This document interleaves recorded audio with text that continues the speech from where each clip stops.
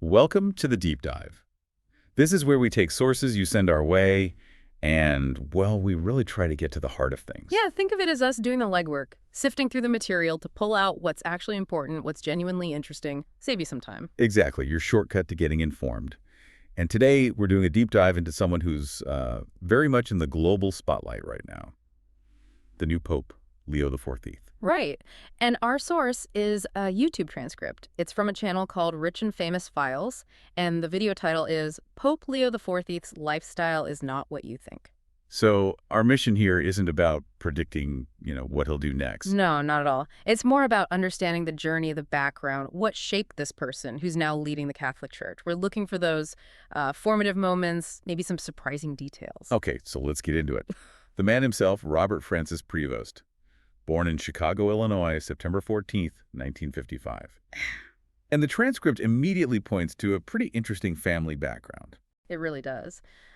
His mother, Mildred Agnes Provost, her family was Louisiana Creole, roots deep in New Orleans. She studied library science. Seems like she was very dedicated, to her family, her community.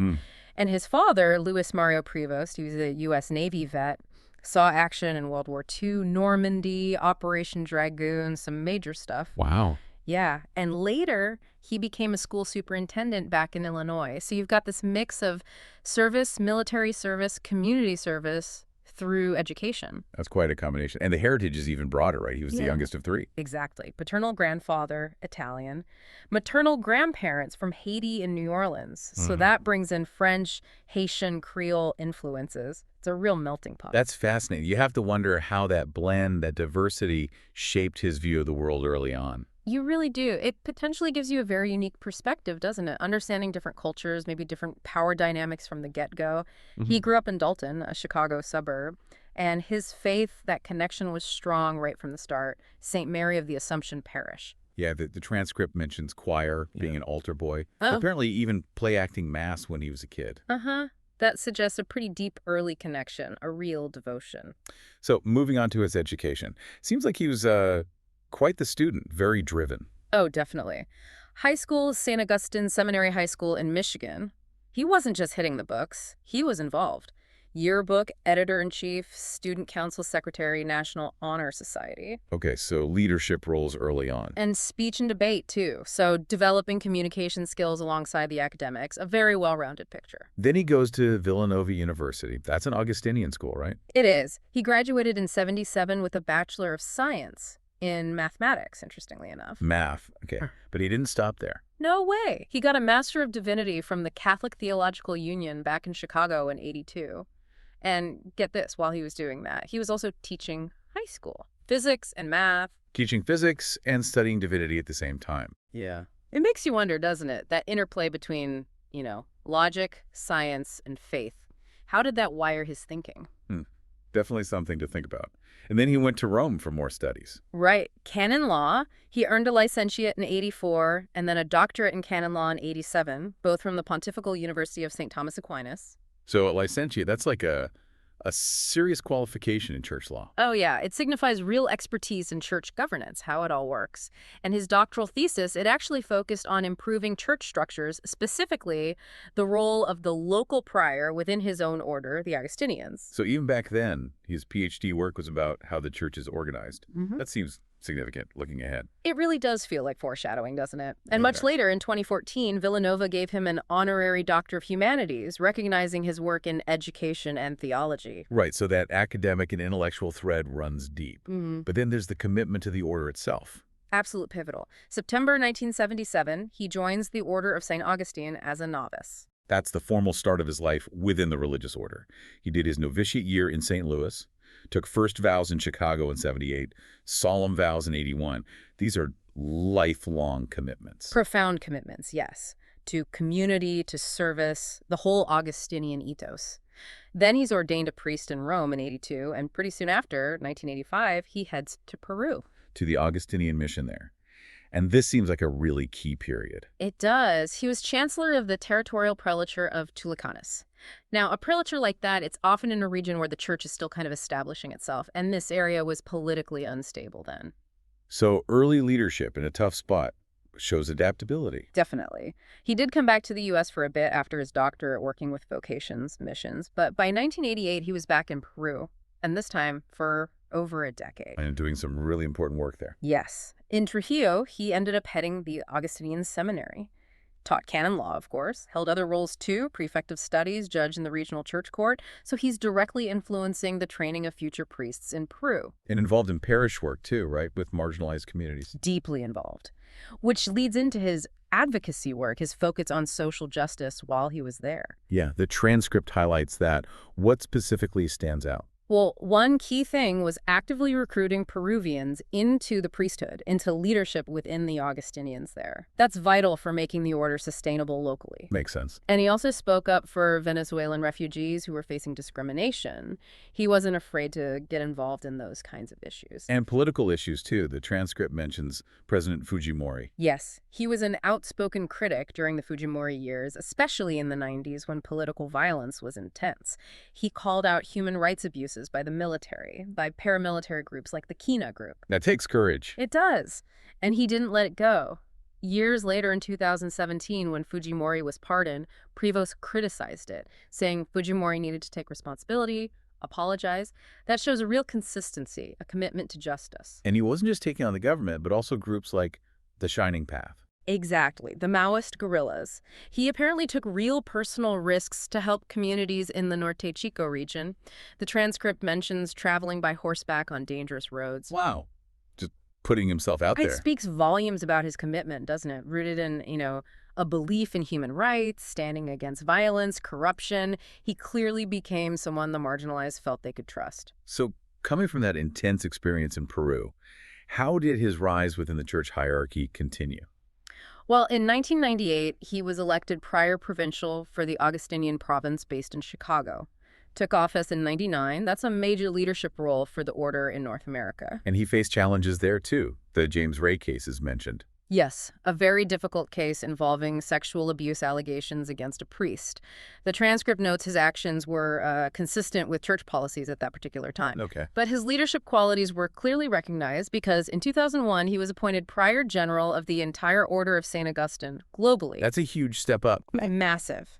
2 consecutive 6-year terms.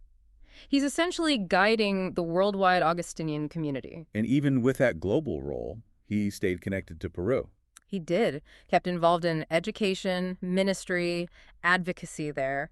And the transcript points out his strong stance on supporting victims of clerical sexual abuse, pushing for reporting, accountability. Chiclayo is mentioned specifically. It's such a painful and complex issue for the church. It is. And his record shows an expressed commitment to supporting survivors. Then, Pope Francis brings him more formally into the church hierarchy. 2014 Apostolic Administrator of the Diocese of Chiclayo. So running the diocese temporarily. Right, and then the next year, 2015, he's named the Bishop of Chiclayo. While there, he supported things like a commission on integral ecology, so still engaging with those broader social issues. And then not too long after that, a major Vatican appointment. A very major one.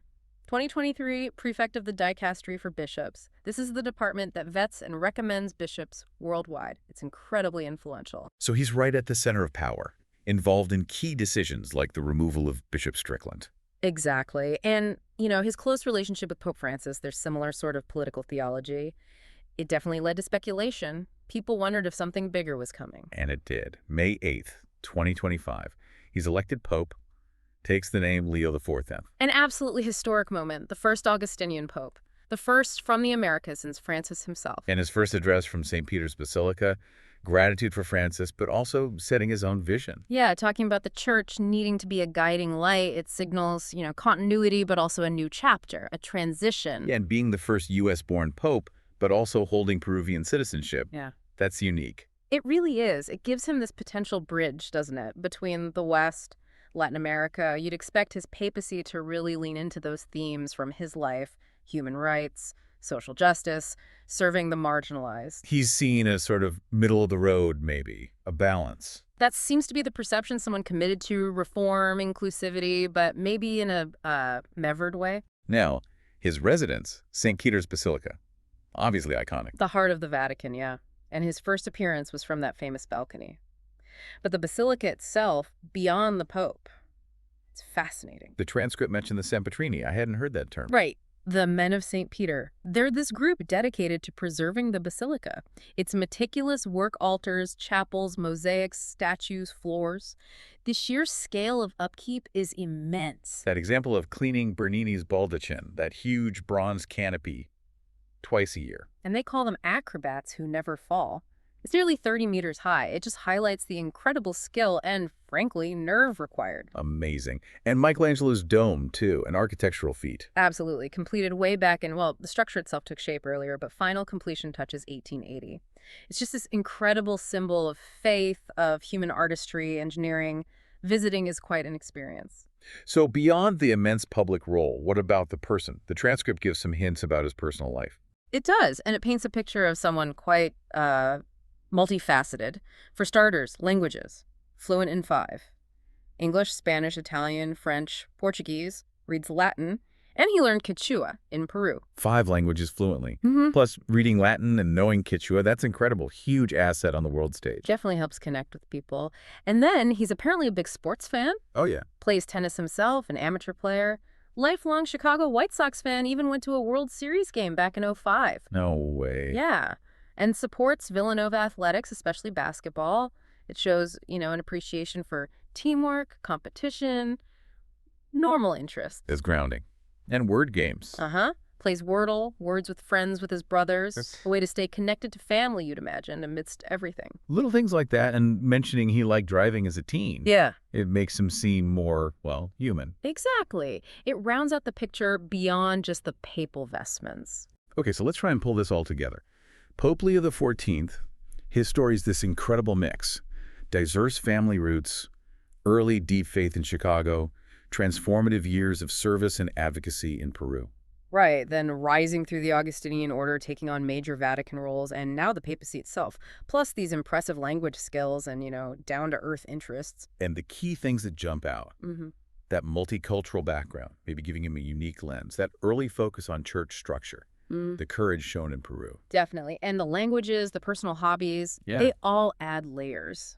So for you listening, as you see Pope Leo XIV lead the church, hopefully this background gives you some useful context. It helps understand where he's coming from, what might shape his decisions, his priorities. Which leads us to a final thought, something for you to chew on. How might this particular blend the global experience, the deep commitment to social justice learned firsthand, the diverse personal side, how might all of that shape his papacy? What impact could it have on global issues, on the church's direction? What questions does his unique path raise for the future? Definitely something to keep in mind as we watch this new chapter unfold.